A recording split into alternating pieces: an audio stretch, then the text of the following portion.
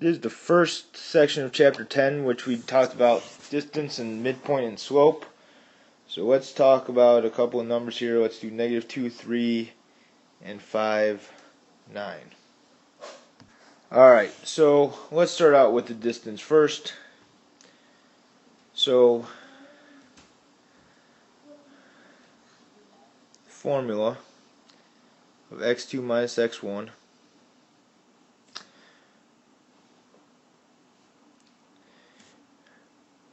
squared plus y2 minus y1 squared.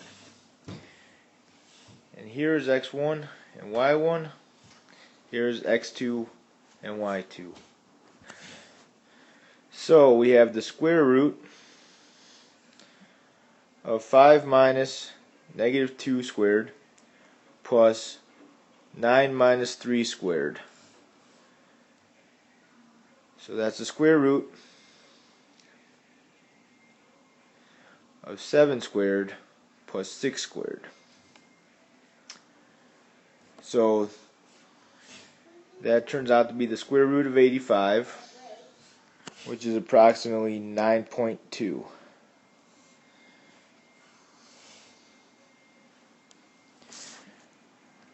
So here's our point again, and this time we're going to do the midpoint,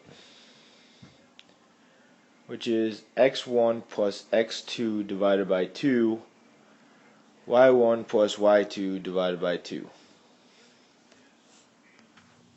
So, since nothing has changed, we're basically taking the average of the 2 points in order to get the midpoint. So for the x's, we got negative 2 plus 5.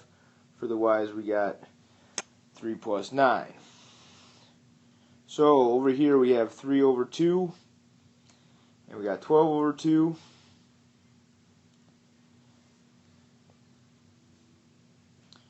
So I have 1.5 comma 6. And over here we'll do the slope. And so the slope is the change in y over the change in x, things we've seen many times before. And we got 9 minus 3 over 5 minus negative 2. Well, 9 minus 3 is 6. 2 negatives make a positive. So we have 6 over 7. And that was a nice little basic problem using the same point for all three.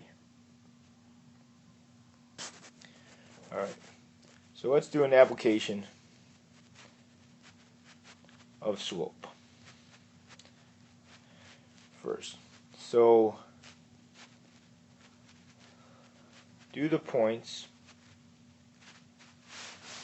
3, 5, 7, 10, 2, 8, and negative 2, 3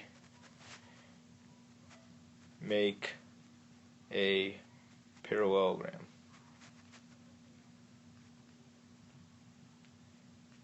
And I didn't have enough room, so I'm going to label these points A, B, C, and D so that we can talk about this.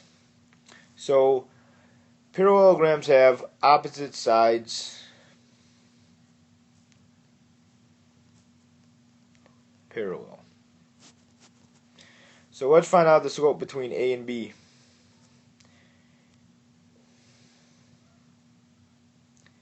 So we got 10 minus 5 over 7 minus 3, which equals 5 over 4. And let's figure out the slope between C and D. That's 3 minus 8 over negative 2 minus 2, which is negative 5 over negative 4. Well, 2 negatives make a positive, so these two check out. Let's try now the other two sides, which would be B and C and A and D. So for between B and C, we have 8 minus 10 over 2 minus 7. which is negative 2 over negative 5. And once again, two negatives make a positive. For A and D, we have 3 minus 5, negative 2 minus 3, which equals negative 2 over negative 5, and two negatives make a positive. So the question of are these a parallelogram? The answer is yes, they do. Another way, since I'm going to put these same 4 points on there so we already know the answer to the question, is another way to prove a parallelogram are opposite sides congruent. And of course that means that they are the same length. So the length from A to B has to be the same as the length from C to D. So let's take a look. We got 7 minus 3 squared and 10 minus 5 squared with a little addition sign in the middle. So we got 4 squared plus 5 squared, which equals the square root of 41. From C to D we have negative 2 minus 2 squared plus 3 minus 8 squared. So negative 4 in parentheses, of course, squared plus negative 5 squared equals the square root of 41. So these two check out. Now let's do the same thing for BC, and then we'll do the same thing for AD. So for BC, we have 8 minus 10 squared plus 2 minus 7 squared. And that turns out to be the square root of 29.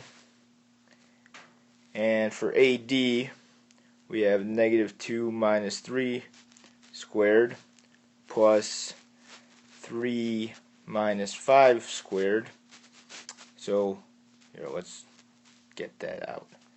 Negative 2 minus 3 squared. So since we're square rooting this whole thing, we have the square root of 29. Since this is equal to this, both of our opposite sides were congruent. So once again, we have shown a second way to prove that this is a parallelogram. One last situation that has to do with midpoints is, let's say that there's an endpoint at negative 3, 5, and a midpoint at 1, negative 1. What is the other? Let's go back. What is the other endpoint? So if we remember, our formula was x plus 1 plus x2 over 2, comma, y1 plus y2 over 2. So in order to find the x value, I already pretty much have x1, that was negative 3, because these are both for the endpoints, plus x2 over 2 equals 1, because that is my x value for the mid. How do we solve this? Multiply both sides by 2, and we get negative 3 plus x2 equals 2. Add the 3, and x2 equals 5. So my x value is 5. Doing the same thing for the y value, we got 5 plus y2 over 2 equals negative 1. Multiply both sides by 2, and we get 5 plus y2 is equal to negative 2, subtract 5, and y equals negative 7. And so that is my midpoint, and that's pretty much what we did in 10.1.